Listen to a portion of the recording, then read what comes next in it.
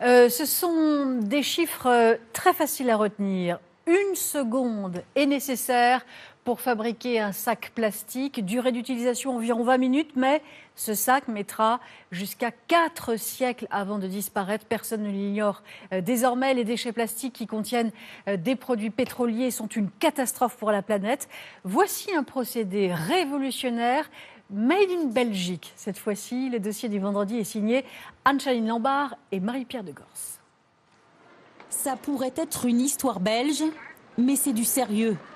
Dans la capitale, l'eau aurait le pouvoir de se transformer et pas seulement celle du Mannequin Peace. Il était une fois l'eau de Bruxelles et d'1 300 000 de ses habitants, qui, à défaut de se changer en or, devient du plastique. Dans cette station d'épuration, une des plus grosses d'Europe, les eaux usées sont stockées dans l'équivalent de 33 piscines olympiques. Il en sort une eau propre, mais ce sont de ces boues stagnantes et noirâtres que vient la vraie richesse. Dans cette petite poudre noire, on va retrouver les bactéries et le biopolymère qui va servir pour les plastiques biodégradables. Dans cette poudre, on aiguise l'appétit des bactéries sélectionnées. Pendant 40 heures, elles sont nourries de carbone, produisent du biopolymère, du bioplastique.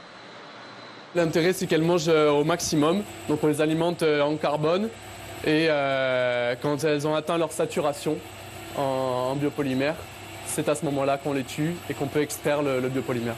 Le biopolymère, une poudre blanche souvent compactée sous forme de granules. Pour le moment, seuls quelques kilos sortent de ce site chaque semaine. Mais d'ici 5 ans, à un stade industriel, on pourrait produire 1500 tonnes par an.